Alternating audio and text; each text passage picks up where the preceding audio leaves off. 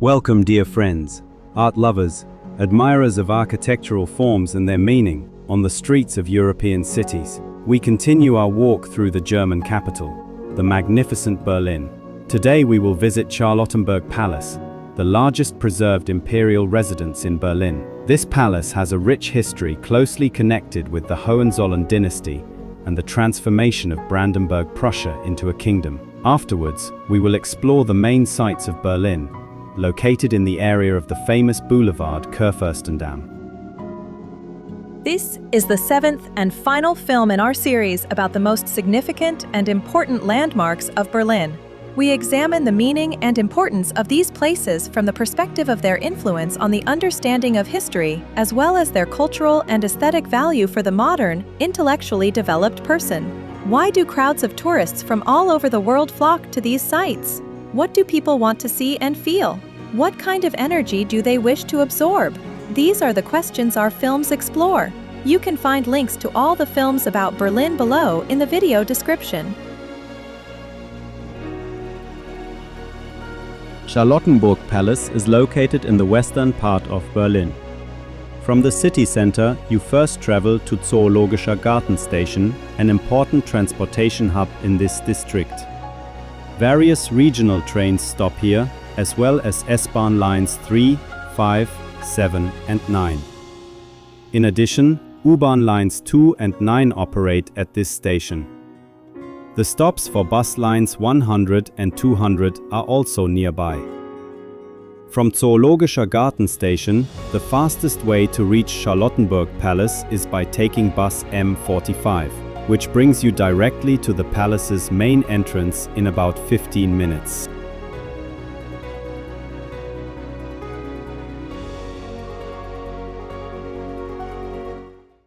And so, step by step, we enter the spacious courtyard in front of the Charlottenburg Palace building, enclosed by the main wing and its symmetrical side wings.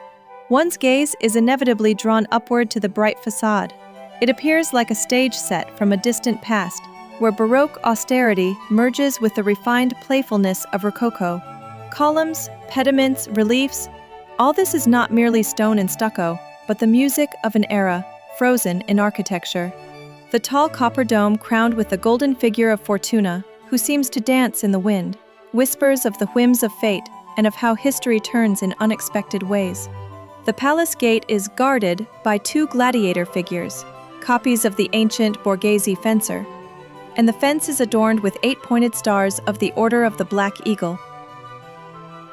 At the heart of this courtyard rises the equestrian statue of the Great Elector, the rearing horse, the commanding figure of the rider in ancient armor. Here one feels not only military power, but also a symbol of willpower, intellectual strength, and the striving for greatness. The bronze seems to breathe with living energy, as if the clashing of weapons and the pounding of hooves could still be heard echoing within the stone walls. The equestrian statue of the Great Elector Frederick Wilhelm has a very interesting, even dramatic history. The sculpture was created by the famous German sculptor Andreas Schlüter between 1696 and 1703. It was the first truly monumental Baroque equestrian monument in Germany, intended to glorify the ruler as both a military leader and a statesman. The Elector is depicted in ancient armor, in the pose of a vigorous commander on a rearing horse. The pedestal is adorned with allegorical figures of rivers and defeated warriors, symbolizing the Elector's military achievements and his role as the unifier of the lands. It represents the archetype of a ruler who works with determination toward the expansion and development of his country. Originally, the statue did not stand at Charlottenburg Palace. It was erected in Berlin on the bridge in front of the city palace, spanning the river Spree. The bridge was later named the Kurfürstenbrücke, Elector's Bridge. There it stood for almost 200 years and was an important part of Berlin's urban ensemble. In the 19th century, with changes in traffic flow and architectural planning, the statue was relocated. After the Second World War, when the center of Berlin was heavily destroyed, the monument was moved to a quieter location, the courtyard of Charlottenburg Palace.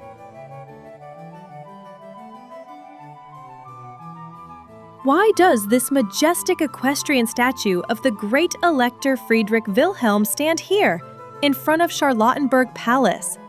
The Great Elector created the historical conditions that, indirectly yet decisively, laid the groundwork for the construction of Charlottenburg Palace by his son and successor, Elector Friedrich III, the man who would later become Frederick I, the first king in Prussia. Although Friedrich Wilhelm himself did not build Charlottenburg, his 48-year reign, 1640 to 1688, laid the very foundations upon which his son could erect the splendid royal residence.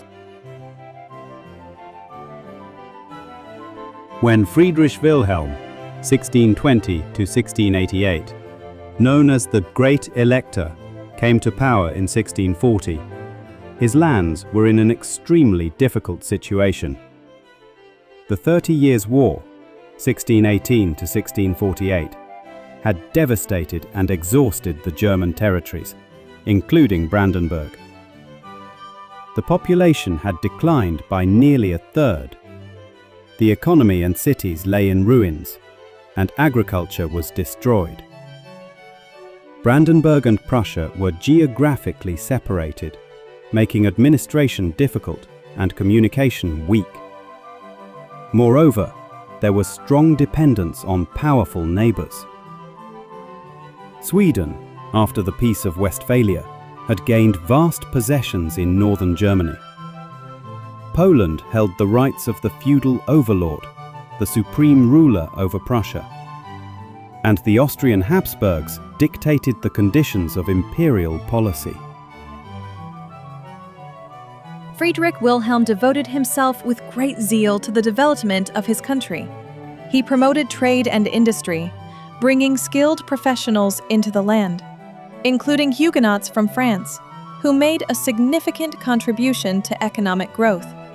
This led to rising state revenues and created the financial foundation for later ambitious projects. The Great Elector established a permanent professional army and a centralized administrative system, which enabled him to consolidate his power and enhance the prestige of his state on the European stage. He unified the scattered Hohenzollern territories and transformed them into a single state, Brandenburg, Prussia. In foreign policy, the Great Elector acted with prudence and skill. He maneuvered deftly between Sweden, Poland, and Austria, ultimately securing the recognition of hereditary rights in Prussia. Thus, by the time of Friedrich Wilhelm's death in 1688, Prussia was no longer an insignificant electorate, but a respected European state with a strong economy and an effective army. The Great Elector Friedrich Wilhelm had inherited a country shattered and fragmented by the 30 Years' War, yet he transformed it into a powerful and unified state. It was precisely this legacy that enabled his son, Friedrich, to crown himself the first king in Prussia in 1701. The construction of Charlottenburg Palace, which had begun as a modest summer residence, was expanded during the reign of Friedrich I and transformed into a magnificent palace, a symbol of the new royal status of his realm. In this way, the palace became the tangible expression of the ambitions and grandeur made possible by the deeds and reforms of his father, the Great Elector. Elector Friedrich III, who from 1701 reigned as king in Prussia, Friedrich I, sought to emphasize the new rank of his dynasty through magnificent architecture. The European royal courts of the time, above all the French Versailles of Louis XIV, set the standard. Rulers desired residences that would symbolize both the power of the state and the flourishing of culture. The true initiator of the construction of a country palace was Sophie Charlotte of Hanover, the wife of Elector Friedrich III. She was distinguished by her love of art, philosophy, and music, was a friend of Leibniz, and wished for a summer residence away from the formal court life of Berlin. Construction began in 1695 as a relatively modest country estate, then called Lietzenburg, after the nearby village of Lietzen. After Friedrich III crowned himself as Friedrich I, the first king in Prussia, in 1701, the palace became his official residence and was greatly expanded. The first architect was Johann Arnold Nering, the court architect of the Elector. He designed the main building in the Baroque style. After his death, Johann Iosander von Goethe and later Georg Wenceslaus von Knobelsdorff under Friedrich II continued the work. On February 1, 1705, the first queen in Prussia, Sophie Charlotte, died of a throat infection while visiting her mother in Hanover. She was laid to rest in the Berlin Cathedral. After the queen's death, Lietzenburg Palace was renamed Charlottenburg and transformed into a representative structure with 3 wings. The palace dome was crowned with a bronze statue of the goddess Fortuna, created in 1711 by the Danzig sculptor Andreas Heidt. It symbolizes the unique opportunity that a wise ruler knows how to turn into political success. In the 18th century, King Frederick II the Great, known to the people as Old Fritz, expanded the palace complex with additional wings and a park designed in the style of a French Baroque garden. In the 19th century, elements of classicism were added, and the park gradually took on the features of an English landscape garden.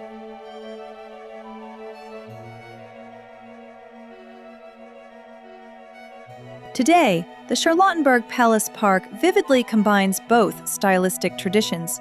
Near the palace lies the preserved section of the French Baroque garden from the 17th to 18th centuries. The concept of the French Baroque garden is that nature is subordinated to human reason and will. The garden is, so to speak, architecture upon the earth. Its design is strictly geometric, straight avenues, axes of symmetry, and regular squares and rectangles.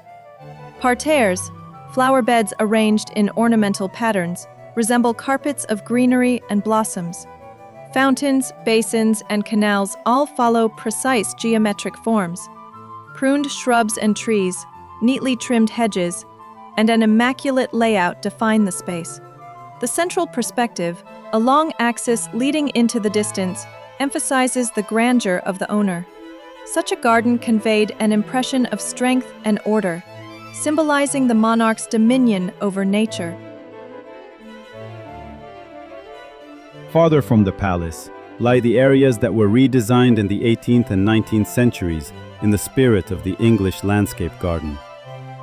The English landscape garden emerged in the 18th century England as a reaction against the artificiality of French gardens. Its guiding idea was that a garden should appear as idealized nature, natural in appearance, yet consciously designed. Characteristic features of the English landscape garden include winding paths and avenues, the absence of strict symmetry, loose groupings of trees, open meadows, and picturesque vistas. Ponds and streams have irregular, natural-looking banks. Decorative garden structures, such as artificial ruins, pavilions, Chinese bridges, and grottos were also common. The goal was to give visitors the impression of strolling through an idyllic, natural landscape. Such a park embodied the spirit of the Enlightenment and Romanticism, harmony between humankind and nature, rather than domination over it. In this way, Charlottenburg Palace Park serves as a kind of guidebook to European garden art, from the formality of the Baroque to the Romantic landscape. Today, Charlottenburg Palace primarily serves as a museum, with the Old Palace and the new wing open to visitors 6 days a week. At the same time, the palace is occasionally used for state ceremonies and official visits, for example, during the swearing-in of Chancellor Angela Merkel and her government in October 2005.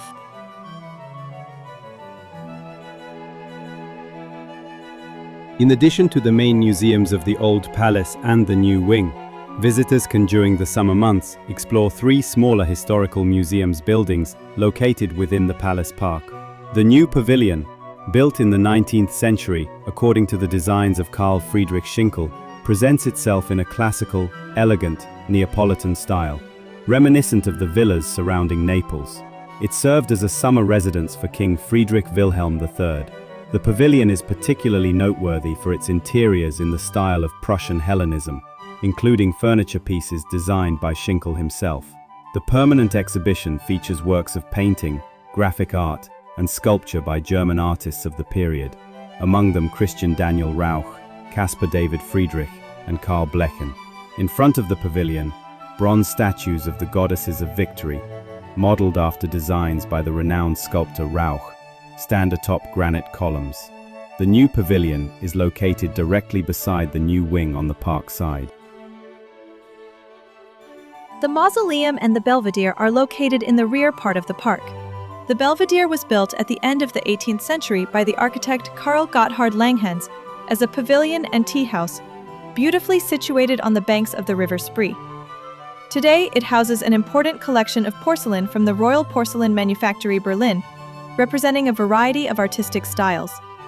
On display are cups decorated with pictorial motifs, vases featuring views of palaces and gardens, decorative elements, fine paintings, and objects of historical significance, such as cups dedicated to specific events.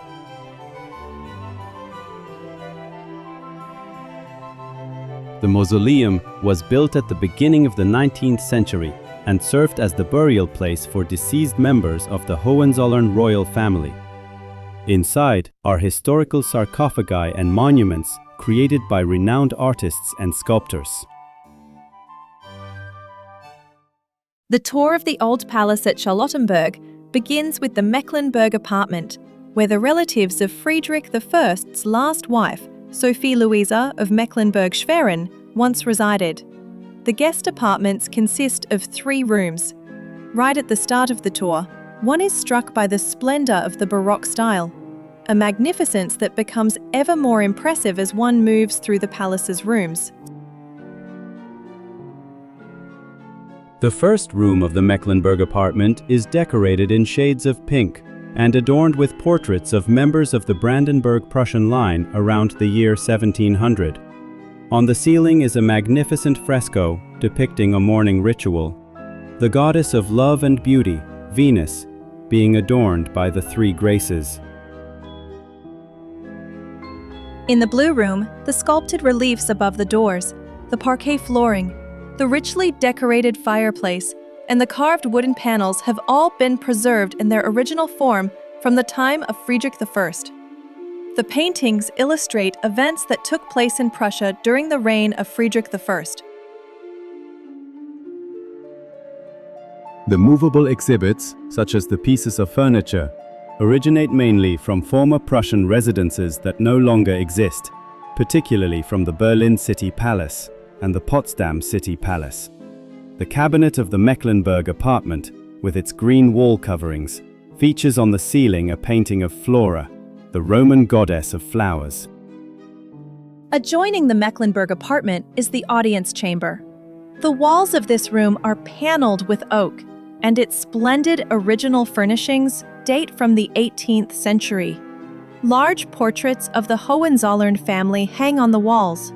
Among them is a painting depicting the Prussian King Friedrich I, the Polish King Augustus the Strong, and the Danish King Frederick IV at the so-called Meeting of the 3 Kings in 1709. Other portraits in this room include representations of Friedrich Wilhelm I, better known as the Soldier King. He put an end to the extravagance of his father, Friedrich I, and ruled the country thereafter with iron frugality. From the audience chamber, we enter the Old Gallery. The room impresses with its original and restored oak paneling, while gilded carvings add an extra touch of splendor. The walls are adorned with portraits of the Hohenzollern family from the 15th to the 18th centuries, forming a kind of ancestral gallery. The benches along the walls are designed in the neo-Baroque style and originate from the Berlin City Palace. The bronze chandeliers were crafted around 1900. The woodwork, created by the court sculptor Charles King, has been preserved in its original form. Directly next to the audience chamber lies one of the 5 original chambers of Sophie Charlotte, the glass bedroom. Today, it appears in an almost original reconstructed state and is furnished with pieces from that period. On the walls, green damask wallpaper alternates with mirrors of equal size, creating the illusion of a garden. This gives the room a sense of spaciousness and a pleasing, symmetrical harmony.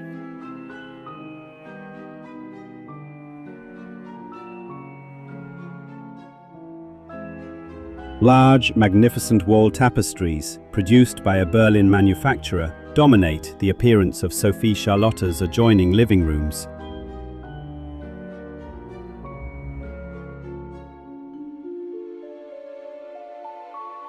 The furnishings of the adjoining rooms reflect the Baroque fashion for Chinese-style furniture.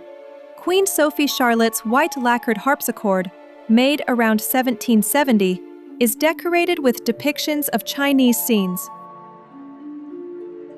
The lower oval hall served as both a vestibule and a garden hall, and was adorned with numerous paintings. It is located at the center of the apartments and features 5 French doors that open directly onto the palace gardens.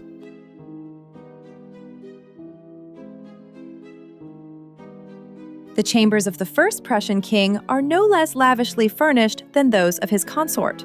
Impressive frescoes on the reconstructed ceiling of the audience hall symbolize the arts and sciences.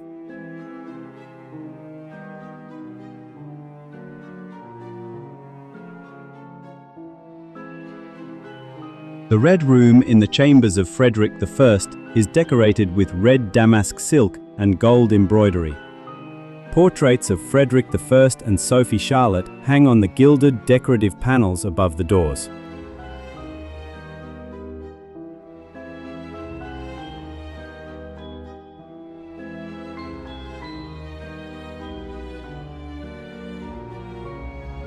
King Friedrich I's private audience chamber, decorated in shades of green and gold, exudes a pleasant and gentle atmosphere.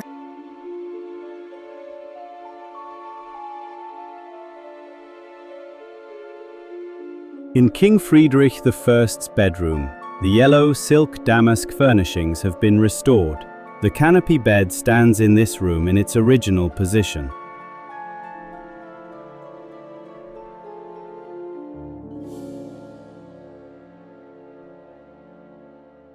One of the principal jewels of Friedrich I's state apartments is undoubtedly the restored porcelain cabinet. More than 2,700 pieces of Chinese porcelain are symmetrically arranged on the walls, creating a truly breathtaking display. Mirrors in gilded frames, placed throughout the room, multiply the shimmering reflections of the porcelain elements. Such a collection is unique among European royal residences. The ceiling painting by the Flemish artist KaDeWe, executed in an allegorical style and fully restored, is dedicated to the glorification of the power of the Prussian royal house. The palace chapel symbolizes the idea of divine blessing over the rule of the Hohenzollerns. It was consecrated on December 5, 1706, on the occasion of the marriage of Friedrich Wilhelm and Sophie Dorothea of Hanover. The church had already been envisioned by the first queen, Sophie Charlotte, as the most important and precious room in the palace, one that would symbolically unite altar and crown. Particularly striking is the royal gallery of Friedrich I, and above all, soars the Prussian eagle. The reconstructed ceiling depicts scenes from the Old and New Testaments. The room, which was heavily damaged by bombings, has been completely restored, including the ceiling frescoes by the Flemish painter Antonis Coxey. The organ, originally created by the renowned German master of the 18th century, Arp Schnitger, and destroyed during the Second World War, was reconstructed by the Berlin organ workshop, Karl Schuke.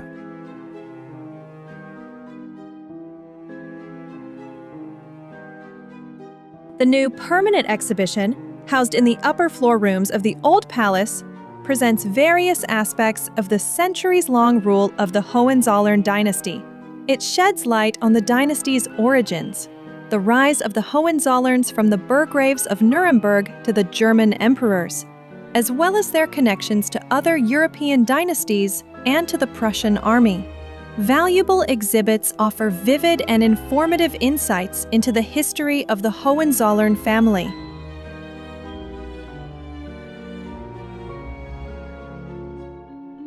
The centerpiece of the collection is the royal treasury of the dynasty, which includes the royal insignia, among them the solid gold crown frames made for the first king in Prussia, Friedrich, and his consort, Sophie Charlotte. The collection is complemented by the gem-studded orb, the scepter, and two exquisite ceremonial swords. Paintings, medals, decorative vases, and precious objects of courtly culture together provide a striking impression of the history and destiny of one of Europe's once most powerful families.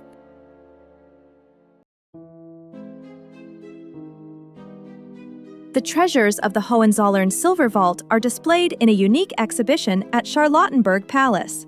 Alongside the royal chambers and their artworks, around 600 precious objects bring additional facets of Prussian court culture to life, immersing visitors in the splendid world of royal court life and princely ceremony.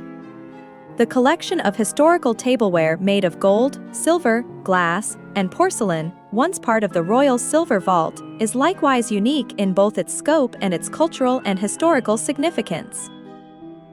Around 100 court table services have been preserved, some of them almost complete, and they impress with their richness of form and color. The composition and design of these services, some of which are displayed in the exhibition as fully laid tables, reflect the fashions, culinary preferences, and ceremonial customs of the royal court table. The exhibition presents silverware from the Baroque, Renaissance, Classicist, and later periods, illustrating the evolution of courtly culture, taste, and dining etiquette among the Prussian nobility. The collection aims not only to highlight the artistic value of these objects, but also to demonstrate the role such items played in court life, in furniture and table decoration, at receptions, festive ceremonies, and social rituals.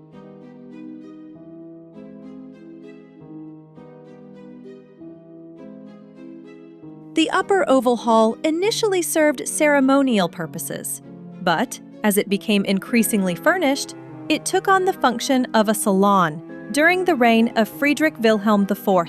Located in the Baroque Old Palace of Charlottenburg Palace, it is renowned for its impressive architecture and richly adorned interior.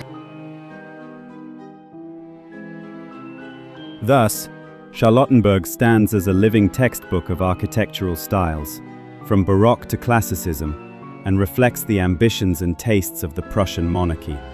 Visitors who come here may experience a range of emotions: admiration for the beauty and grandeur, perhaps a quiet longing for an era that knew how to build with such splendor and courage, respect for the strength and ambition embodied in works of art dedicated to the remarkable figures of German history, and perhaps also a gentle melancholy, the realization that we are merely guests of time, witnesses to the destinies and greatness of the past, and yet still have the privilege of drawing close to them through our gaze and our emotions.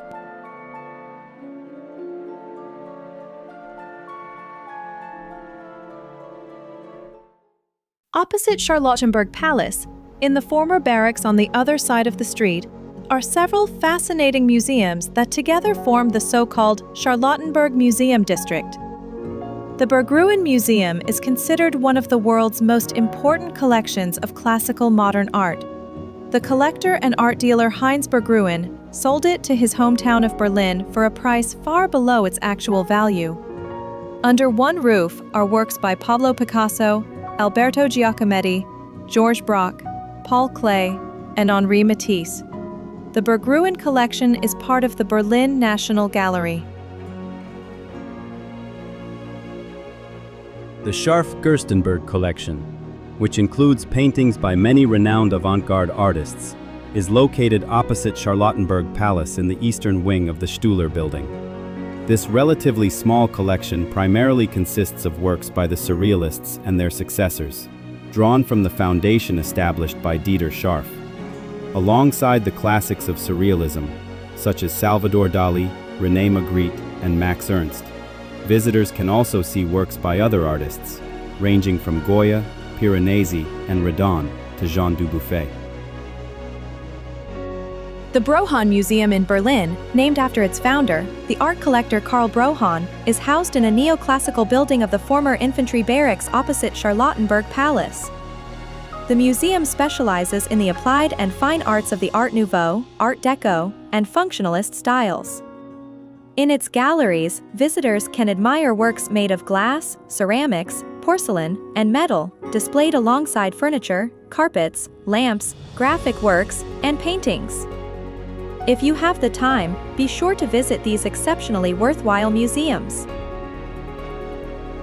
We now board bus M45 and ride back to the Zoologischer Garten station. After getting off at Zoologischer Garten, we set out to explore the sites located in the area around Kurfürstendamm. The Kaiser Wilhelm Memorial Church is one of Berlin's most remarkable and symbolically significant churches. This Protestant church stands on Breitscheidplatz, where Kurfürstendamm Street begins. The history of this site is unique, as it essentially consists of two churches forming one ensemble. The ruins of the old building and an entirely new, modern structure.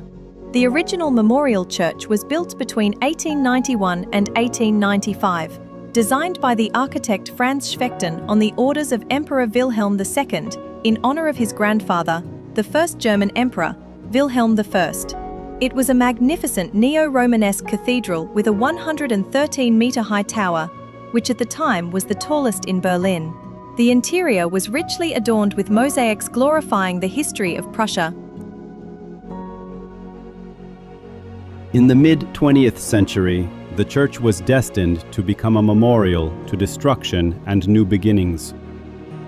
On November 23, 1943, a sermon was delivered there on the theme, "Everything Passes." Just a few hours later, the church was destroyed in an Allied bombing raid. Only part of the main tower remained standing. When plans were made after the war to replace the ruined church with a new building, a single Berlin newspaper received more than 47,000 indignant protest letters. The intention to demolish the damaged structure sparked a broad public debate, during which the ruined tower was referred to as the heart of Berlin. The resistance of the Berliners was successful. The remains of the tower were preserved on a specially constructed platform. Between 1959 and 1963, a new building complex was erected beside the ruins, designed by architect Egon Eiermann. It includes the new octagonal church, a tall hexagonal bell tower with a cylindrical form, a chapel, and a foyer. The damaged spire of the old church was preserved, and its ground floor was converted into a memorial hall. Today, visitors can see the splendid surviving mosaics and reliefs of the old church, created by the firm Pohl and Wagner, based on designs by Hermann Schapper. After the destruction of the Second World War, much of the decorative artwork had been lost or severely damaged. However, some mosaics and reliefs were saved and incorporated into the memorial hall located in the lower part of the old tower. The most striking feature of the new church is its walls, composed of more than 21,000 blue glass cells. These glass panels were created by the French artist Gabriel Loire from Chartres. They allow a soft, deep blue light to flow into the church's interior, creating a unique atmosphere of calm and contemplation that muffles the noise of the busy Kurfürstendamm outside. The secret of this radiance lies in the architecture. Light sources positioned between two walls, 2.7 meters apart, illuminate the glass pieces set into countless concrete honeycombs, bathing them in a mysterious blue glow. Above the church altar floats a large gilded figure of the risen Christ, created by Karl Hemmeter.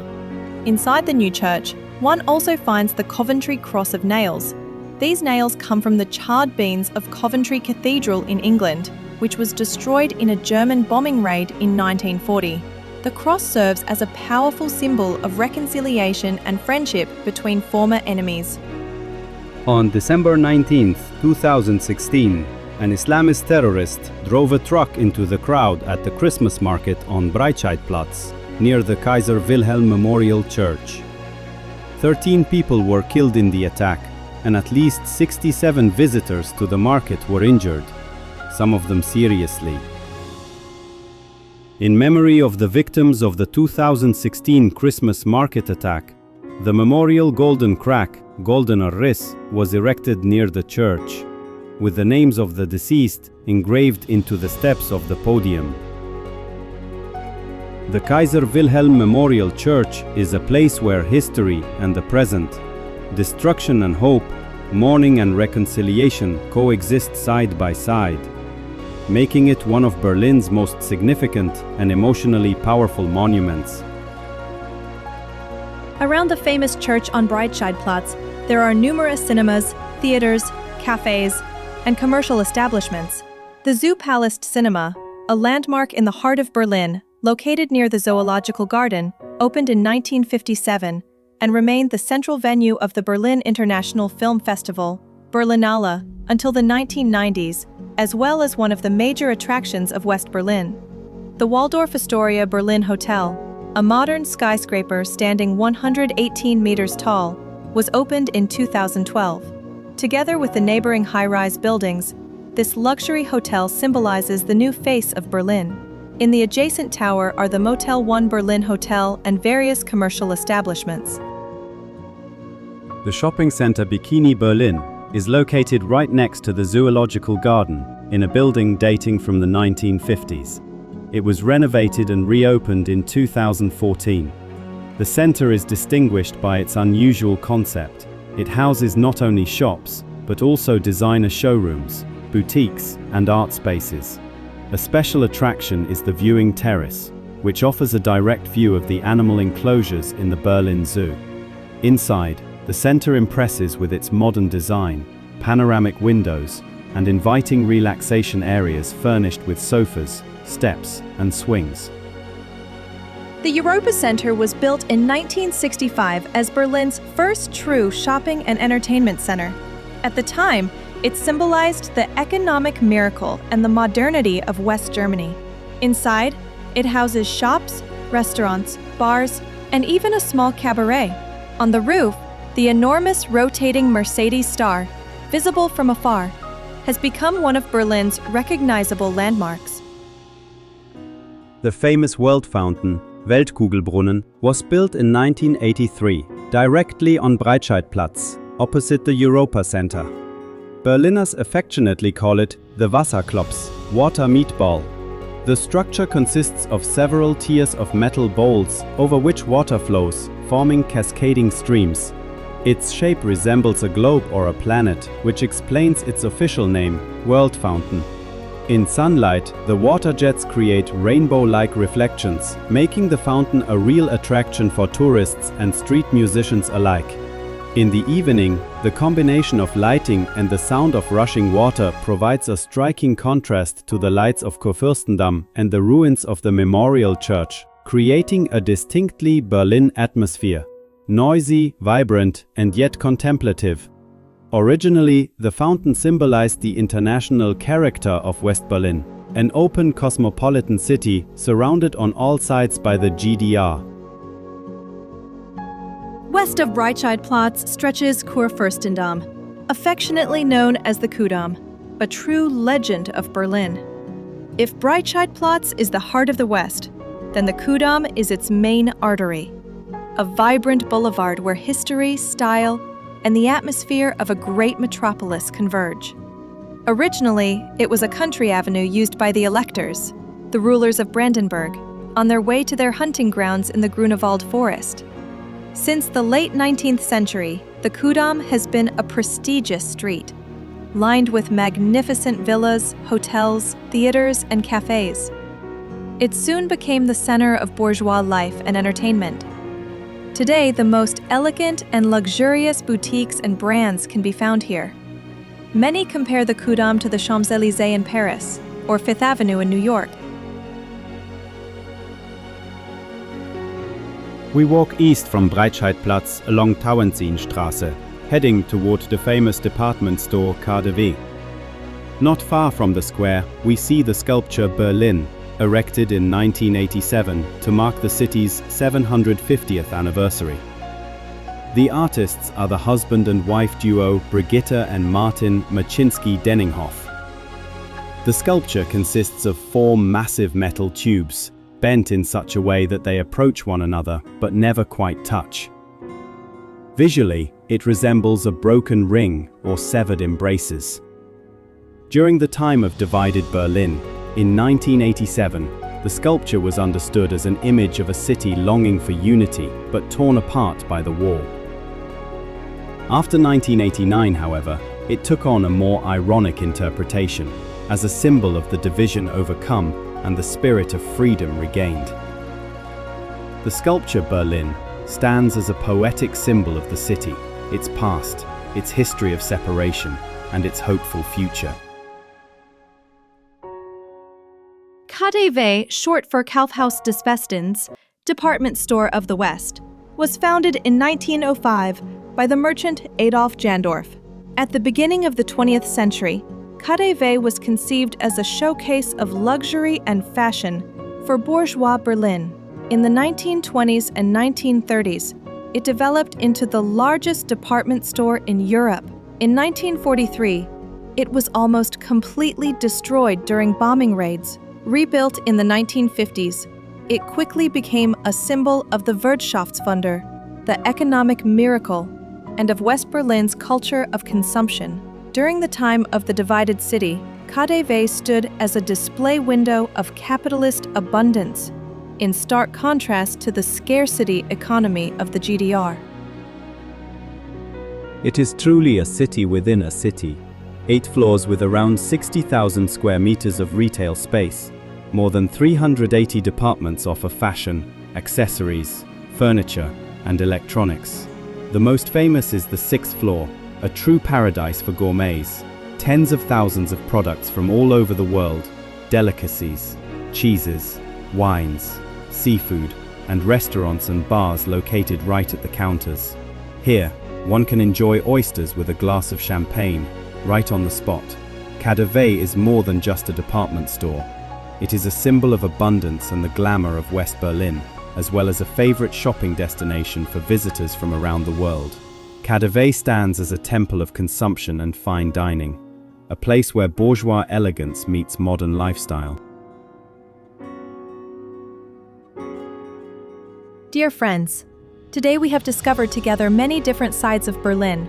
In Charlottenburg, we felt the breath of the old royal era. At the Memorial Church, we paused to reflect on how important it is to preserve peace. And on Kurfürstendamm, we experienced the vibrant pulse of the modern city, full of light, people, and movement. Berlin is multifaceted, solemn and cheerful, serious and light-hearted, yet always authentic. And I sincerely hope that each of you will keep your own Berlin in your heart, beautiful, unforgettable, and warm. Thank you for your attention and your interest. Until we meet again, and may your path always lead you to new discoveries.